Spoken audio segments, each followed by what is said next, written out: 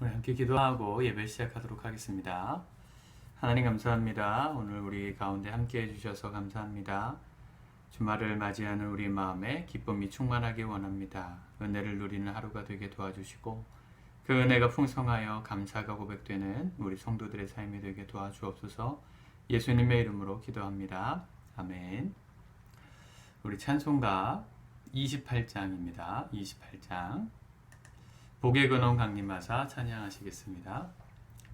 복의 근원 강림하사 찬송하게 하소서. 한량 없이 자비하심 증량할 길 없도다. 천사들의 찬송가를 내게 가르치소서. 구속하신 그 사랑을 항상 찬송합니다. 주의 크신 도움 받아 이때까지 왔으니 이와 같이 천국에도 이르기를 바라네. 하나님의 품을 떠나 죄에 빠진 우리를 예수 구원하시려고 보혈을 여주셨네. 주의 귀한 은혜 받고 일생 빚진 자 되네.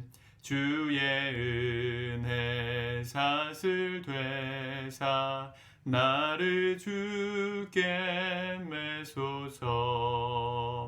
우리 마음은 연약하여 범죄하기 쉬우니 하나님이 받으시고 천국인을 지소서.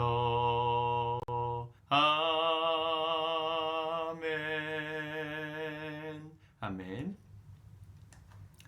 하나님 말씀은 사무엘상 6장에서 7장까지의 말씀입니다. 사무엘상 우리 6장에서 7장까지의 말씀 같이 우리 한 목소리로 합독하고 기도하겠습니다. 시작. 여호와의 궤가 블레셋 사람들의 지방에 있은지 7달이라. 블레셋 사람들이 제사장들과 복술자들을 불러서 이르되 우리가 여호와의 궤를 어떻게 할까? 그것을 어떻게 그 있던 곳으로 보낼 것인지 우리에게 가르치라. 그들이 이르되 이스라엘 신의 궤를 보내려거든 거저 보내지 말고 그에게 속건제를 드려야 할지니라. 그리하면 병도 낫고 그의 손을 너희에게서 옮기지 아니하는 이유도 알리라 하니 그들이 이르되 무엇으로 그에게 드릴 속건제를 삼을까 하니 이르되 블레셋 사람의 방백의 수요대로 금 독종 5과 금 쥐 5마리라야 하리니 너희와 너희 통치자에게 내린 재앙이 같음이니라. 그러므로 너희는 너희의 독한 종기의 형상과 땅을 해롭게 하는 죄의 형상을 만들어 이스라엘 신께 영광을 돌리라. 그가 혹 그의 손을 너희와 너희의 신들과 너희 땅에서 가볍게 하실까 하노라. 애굽인과 바로가 그들의 마음을 완악하게 한 것 같이 어찌하여 너희가 너희의 마음을 완악하게 하겠느냐. 그가 그들 중에서 재앙을 내린 후에 그들이 백성을 가게 함으로 백성이 떠나지 아니하였느냐. 그러므로 새 수레를 하나 만들고 멍에를 메어 보지 아니한 젖 나는 소 2마리를 끌어다가 소의 수레를 메우고 그 송아지들은 떼어 집으로 돌려보내고 여호와의 궤를 가져다가 수레에 싣고 속건제로 드릴 금으로 만든 물건들은 상자에 담아 궤 곁에 두고 그것을 보내어 가게 하고 보고 있다가 만일 궤가 그 본 지역 길로 올라가서 베세메스로 가면 이 큰 재앙은 그가 우리에게 내린 것이요 그렇지 아니하면 우리를 친 것이 그의 손이 아니요 우연히 당한 것인 줄을 알리라 하니라. 그들이 그 사람들이 그같이 하여 젖나는 소 둘을 끌어다가 수레를 메우고 송아지들은 집에 가두고 여호와의 궤와 및 금쥐와 그들의 독종의 형상을 담은 상자를 수레 위에 실으니 암소가 벳세메스 길로 바로 행하여 대로로 가며 갈 때에 울고 좌우로 치우치지 아니하였고 블레셋 방백들은 벳세메스 경계선까지 따라가니라. 벳세메스 사람들이 골짜기에서 밀을 베다가 눈을 들어 궤를 보고 그 본 것을 기뻐하더니 수레가 벳세메스 사람 여호수아의 밭 큰 돌이 있는 곳에 이르러 선지라. 무리가 수레의 나무를 패고 그 암소들을 번제물로 여호와께 드리고 레위인은 여호와의 궤와 그 궤와 함께 있는 금 보물 담긴 상자를 내려다가 큰 돌 위에 두매 그날에 벳세메스 사람들이 여호와께 번제와 다른 제사를 드리니라. 블레셋 다섯 방백이 이것을 보고 그날에 에글론으로 돌아갔더라. 블레셋 사람이 여호와께 속건 제물로 드린 금 독종은 이러하니 아스돗을 위하여 하나요, 가사를 위하여 하나요, 아스글론을 위하여 하나요, 가드를 위하여 하나요, 에글론을 위하여 하나며 드린 바 금쥐들은 견고한 성읍에서부터 시골의 마을에까지 그리고 사람들이 여호와의 궤를 큰 돌에 이르기까지 다섯 방백들에게 속한 블레셋 사람들의 모든 성읍들의 수대로였더라. 그 돌은 벳세메스 사람 여호수아의 밭에 오늘까지 있더라. 벳세메스 사람들이 여호와의 궤를 들여다본즉 본 가닥에 그들을 치사 5만 70명을 죽이신지라.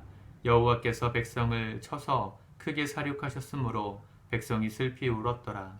벳세메스 사람들이 이르되 이 거룩하신 하나님 여호와 앞에 누가 능히 서리오?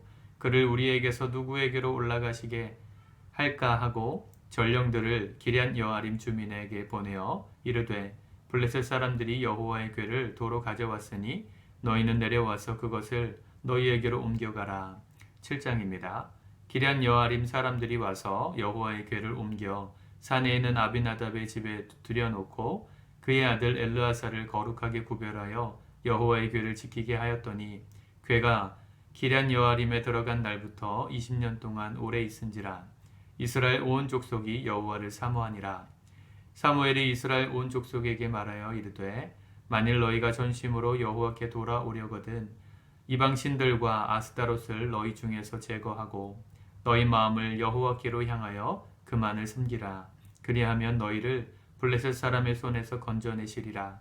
이에 이스라엘 자손이 바알들과 아스타롯을 제거하고 여호와만 섬기니라. 사무엘이 이르되 온 이스라엘은 미스바로 모이라.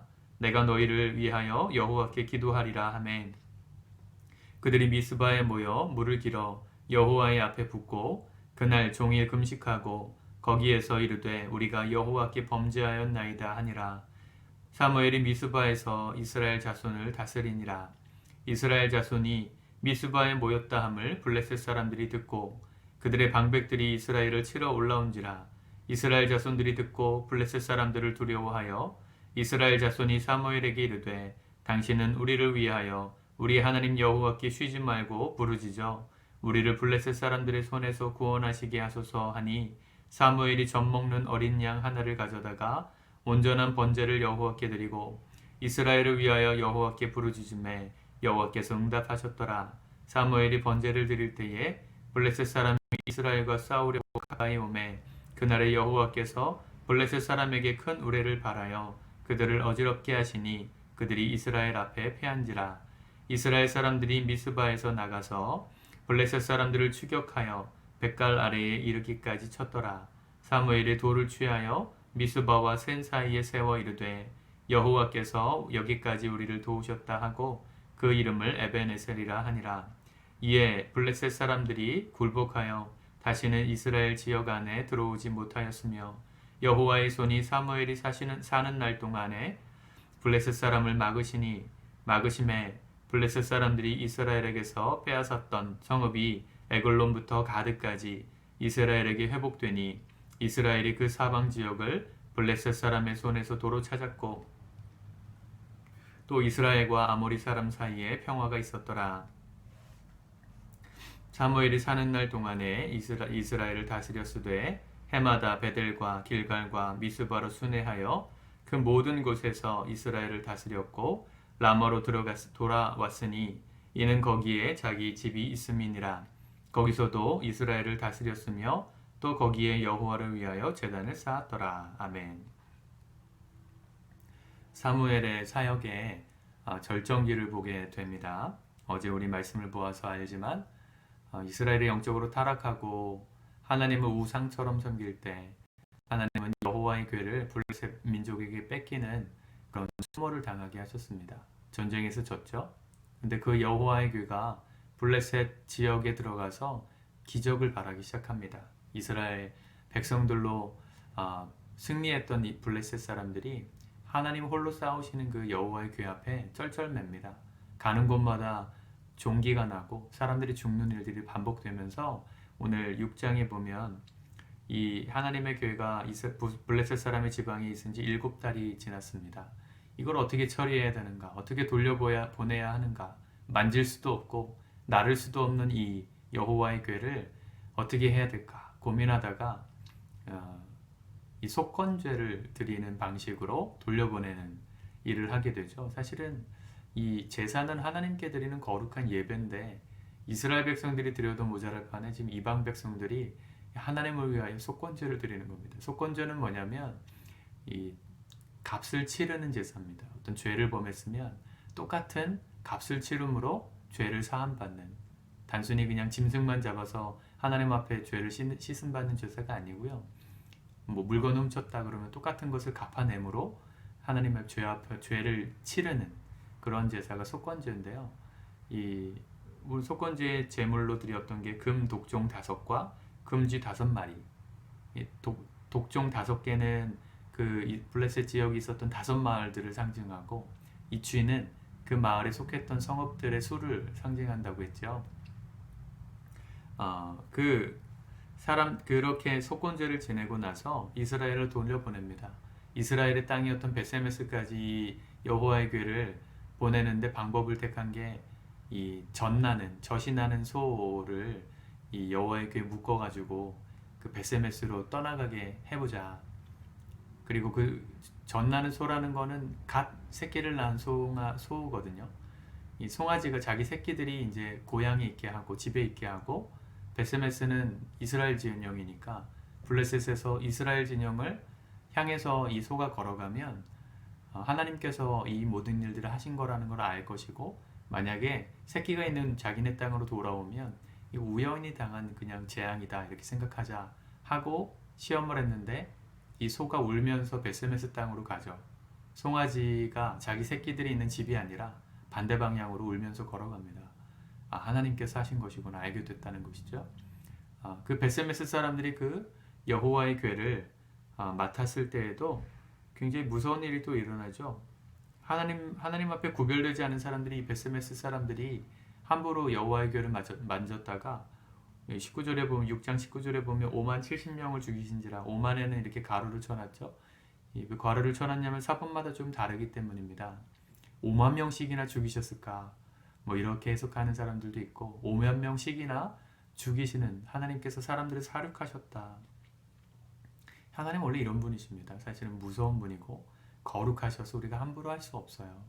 오늘날 우리가 예수 그리스도의 보혈의 그 공로로 하나님 앞에 자유롭게 나갈 수 있는 특권을 얻은 것인데, 사실은 하나님께서 우리가 죄인이 아니기 때문에 그렇게 받아주시는 것이 아니라 당신의 아들의 피값으로 우리를 정결케 하셨기 때문에, 우리를 죄 없다고 보시기 때문에 우리와 함께 하실 수 있는 겁니다. 사실은 죄인 된 사람들은 하나님을 만나면 이렇게 죽을 수밖에 없죠. 저와 여러분들 다 마찬가지죠. 오늘 그 은혜를 주신 하나님을 기억하면서 살았으면 좋겠습니다. 내가 이렇게 하나님의 이름을 마음껏 부르고 예배할 수 있고, 이게 놀라운 특권이구나. 그 베스메스 사람들이 이렇게 재앙을 당하고 기럇 여아림으로 사람들을 보내어서 이 여호와의 궤를 처리해달라. 기럇 여아림으로 이 궤가 들어가잖아요. 7장에 나오죠. 아비나답의 집에 들여다 놓고 그 궤를 지키게 했더니 20년 동안 그곳에 있었어요. 이 모든 상황들은 뭘 말합니까? 하나님을 떠난 백성들에게 시련이 닥쳐왔던 것을 보게 되는 것이죠. 하나님 없이 살아가는 삶이 마냥 성공이 아니고, 세상적인 성공을 했을지라도 영적으로는 이렇게 피폐한 삶이 될 수밖에 없다. 상징하는 것이죠.